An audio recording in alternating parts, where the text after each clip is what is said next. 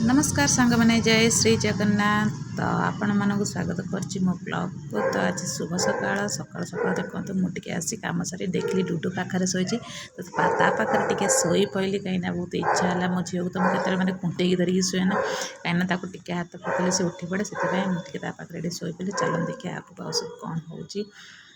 तो ये देखो आम खरा बेलर रोसे रेडी होगला अरुआ भात चिकेन आंबुल राई आज होती। तो आंबुल राईटा टे भल है बोली डुडू बाबा कहते।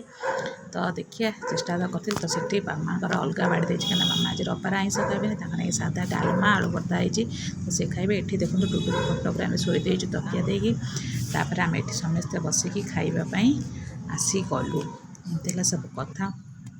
तो ये आम खाया पीवा कम सरला अंठा गोटा गोटी करी बासन बासन मजू कहीं डुडू भी खाए आगे आम खाईदेलु कहीं डुडू टे लेट्रे खाई आम डुडू को ए खोबी।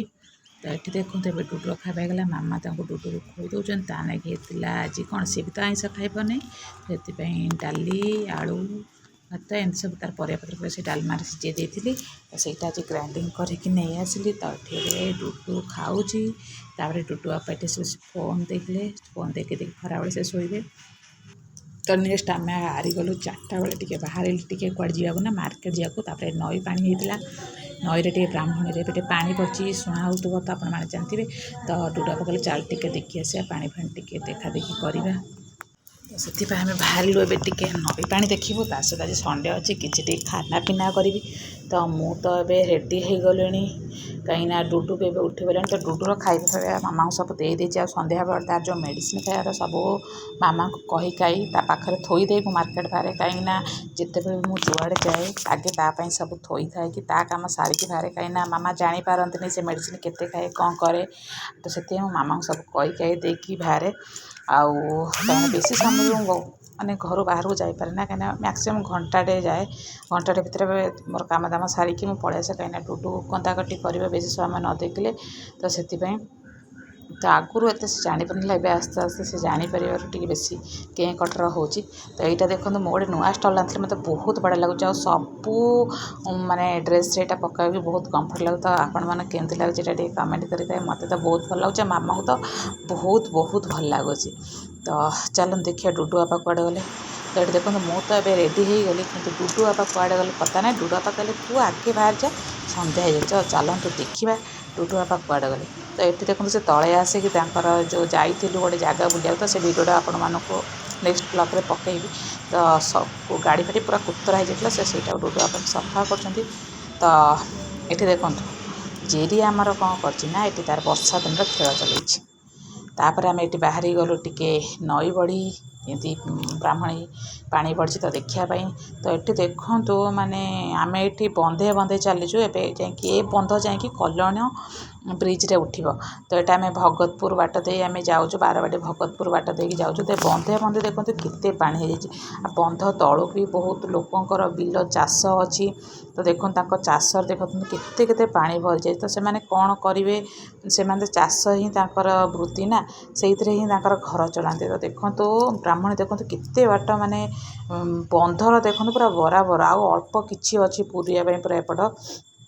तो तापर हूँ केते घर भी आम देखिलु केते घरे भी बहुत पानी पशि जाइए माने एत बुड़ी अच्छा। तो पानी पशि जाइए आम तो देखो सामान्य टी बसा ला मशा ला आम केमती घर चिड़चिड़ा मशा हो। तो ये देखो केते कष्ट लोक मैंने रही। तो रविवार बोली आज देखो बोलबम जाऊँगी बोधे यहाँ लास्ट सोमवार हम ये कमिंगटा। तो एमती है सब कथा। तो चलतु आग को देखेबी आउरी कौन कौन सब केते पानी कौ जगह कौन पशि। तो आम तो ये आसिक पहुँची गलु देखो कल्याण ब्रिज उपर देखिपे आप ब्राह्मणी कौ रेट्रे पड़ी माने पूरा समुद्र भाया देखा पानी माने नदी तो देखा जाए पूरा समुद्र भाया देखा एत पानी मान सत कथा मतलब देखला बेलू भल लगे मुझे पानी भी केवे पानी देखा एत आसी नी। तो डुडू बापा कहले ना चले देखी आसा बहुत थर बाहर जावाई कि देखी पानी। तो ये देखु केते पानी माने सुओ जो रेट चलुची मुझे कहता मो फोनटा जो ये वीडियो करू करू पड़गला ताने गला मो फोन आउ कुआड़े माने कौन कौन तो भासी जाऊँ मोर तो बकड़ नागर फोन आ से फोन को छाड़े कहीं भी पचारे नहीं आमती कथा। तो आम ये डुडू बापा मोर किसी फटो भी उठेलु। ତ ତା ସହିତ କିଛି ସମୟ ଡୁଡୁ ବାପା କହିଲେ ଟିକେ ଠିଆ ହେବା, ଠିଆ ହେଇ କିଛି କଥାବାର୍ତ୍ତା ହେବା। କାହିଁକିନା କିଛି କଥାବାର୍ତ୍ତା ମାନେ ନାହିଁ, ଡୁଡୁ ବାପାଙ୍କୁ ଏମିତିଆ ପାଗ ଏମିତିଆ ଜାଗା ବହୁତ ଭଲ ଲାଗେ, ଶାନ୍ତ ସରଳ ଥିବ। ସେଠି ହେଇକି କିଛି ସମୟ ଆମେ କଥା ହେଲୁ, କଥା ହେଇଥିଲା ଦ୍ୱାରା ମୁଁ କହିଲି ନାଇଁ ଚାଲ ସନ୍ଧ୍ୟା ହେଇଗଲାଣି, ବାପାଙ୍କ ନାଇଁ ଦୋଷ ନେବାର ଅଛି। ତ ଆମେ ବାହାରି ଗଲୁ କୁଆଡ଼େ ଜାରକା। ତ ଜାରକାରେ ଏଠି କିଛି ଫାଷ୍ଟଫୁଡ଼୍ ଆମେ ଖାଇଲୁ।